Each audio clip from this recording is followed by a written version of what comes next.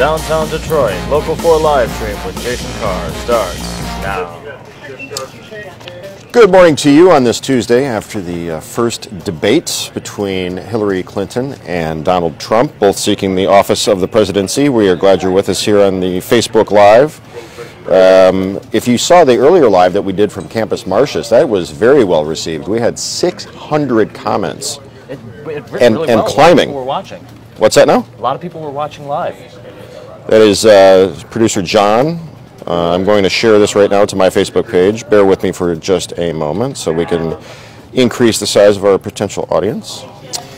Dateline September 26th, last night, by Andy Borowitz. CNN launches manhunt after Lester Holt vanishes from debate. CNN launched an urgent manhunt Monday after Lester Holt, the moderator of the first presidential debate of 2016, mysteriously vanished 2 minutes into the contest. This is a satirical piece written by Andy Borowitz. He barely participated. He is taking a little bit of heat today. There are those who say that he did a fine job, and those who say that he let, specifically Donald Trump, run a little roughshod in the early going before kind of finding his footing later on.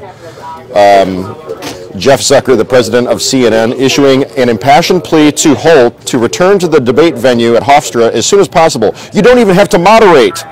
We just want to know that you're okay. It's actually a pretty funny piece written by Andy Borowitz. It's just a one-off. Thought we'd lead with that. After months of preparation into the first debate, members of the audience arrived on Monday night to find at least one major detail that went awry: the spelling of Hillary Clinton's name. Yeah, there's a picture of the ticket for the debate, and they only have one L in her first name. So well, there's a collector's item in the making right there. Yeah. Put that one in the drawer and forget about it, and come circle back around to it. Especially those of you who collect political things, political billboards, placards, that sort of thing. Hopefully, as I stand up here, I won't trip on the cord. But if you want to see this, I know I'm throwing you a curveball here, John, but if you want to see this fall on me, go to the previous Facebook Live video. No sooner had I gone live from Campus Martius. Right when we did it too, yeah.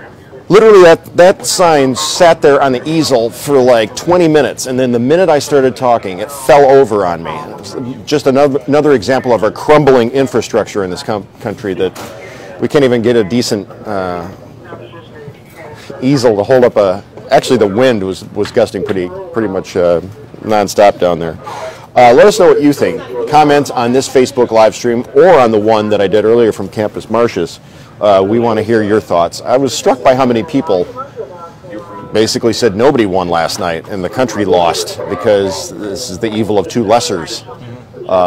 Sort of a cynical way of looking at the process, but nonetheless, it is a valid way to look at it. You found something sort of, yeah, science. Yeah, or science. Yay, science. Europa. Yeah, science. Yay, science. One of the moons of Jupiter. Scientists believe they found water spurts from the surface, and that it rains back down. And anyways, it's a big discovery. I'm looking at these photos, and they tell me that over in the corner, that's where the possible plumes are. Okay. All I see are pixels, but I'll have to take their word for it. All right. Kind of continuing in that same vein, science, tech, that kind of thing. A new robot called the Minotaur looks at first like a cute gambling puppy. Now, I have a photo of a different robot. I don't know if you remember this one. That's one of my favorites. Always good to see Ali Sheedy, if you're of a certain age, which I am. This robot, look at that. It's frightening. That is, you know what that reminds me of? If you're going to go back to the 80s and show... There was a Tom Selleck movie. Very impressive, Steckroth. Yeah, I was just thinking about it. It was called Runaway, and you know who the villain was? No. Gene Simmons from Kiss was the villain in Runaway, with Tom Selleck, with the robots. Since I was a kid, but I remember it was frightening. They had the spider robots with the needle. Yeah. Oh, yeah. Ooh. How did you see that movie? That movie came out when I was a teenager. That when I was way too young. That scarred me. Well, that's exactly what this reminds me of, is that Tom Selleck robot movie, Runaway. And there it is, opening a door. Does that freak you out, Jake? Very much so, yeah. I don't like it. It's only a matter of time before that shows up with an onboard weapon of some sort, plus drone capabilities most likely, and a camera. Can you imagine getting the doorbell rings and you open it up and that thing's hopping around and it's got A message? a message? The Terminator movies are going to come true sooner. Skynet's going to be self-aware here before we know it. Dogs are smarter than we give them credit for. The gist here is a new study says that dogs have no patience for human nonsense. Researchers set up a study with a treat inside a box and showed the dogs how to get it out. The dogs only had to lift the top of the box, but researchers taught the dogs to pull a lever as an extra step. Quickly, though, the dogs realized the lever was complete nonsense and irrelevant, and they just opened the lid to get the treat. Kids, they did something similar with children, and every single time the kids just, okay, lever, pull, open lid, lever, pull, open lid, but the dogs figured out you don't need the lever, you just go over to open the lid and you're done with the lever. That's something. So not even human children could figure out that the lever was nonsense, but the dogs could. Intelligent dogs. That's good for them. Tom Hanks crashed a wedding, and the lucky couple got a selfie out of the whole thing. Yeah, these are some great photos. This was in Central Park. This was on Sunday. It was Elizabeth and Ryan. They were doing their wedding shoot. He was out for a jog and took a selfie with them, and actually offered to do the wedding because I guess he's an ordained minister. Who knew? So hooray for Tom Hanks. Don't you love that photo of Tom Hanks from Big? Yeah. That's a great photo right there. What's that? The reference is spot on. Yeah? It's a good photo.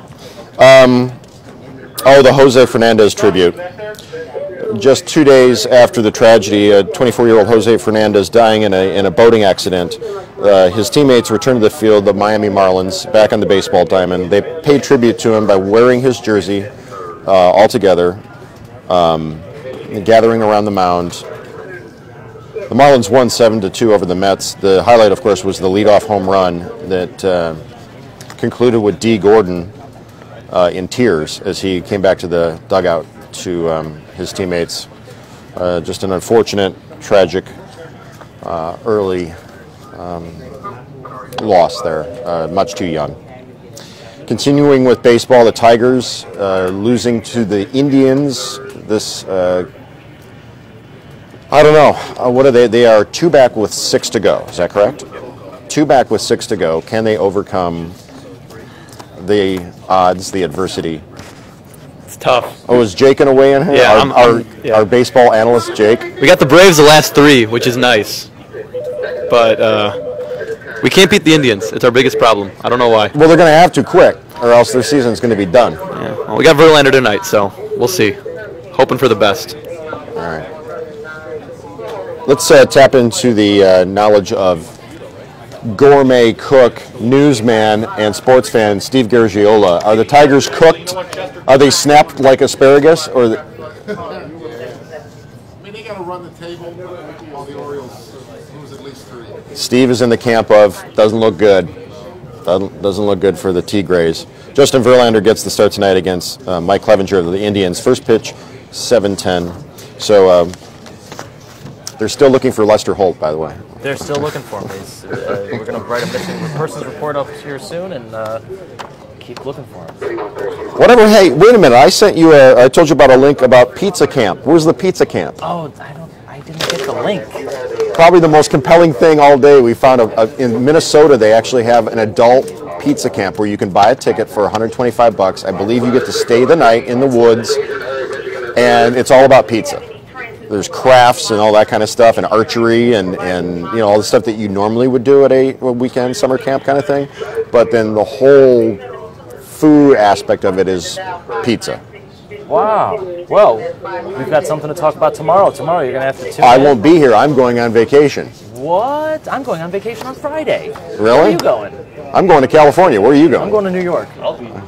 Jake will be here holding down the... here. All right. Well.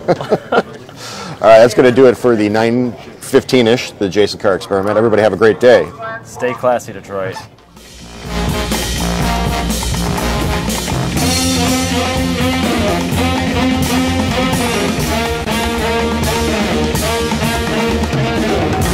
Bye.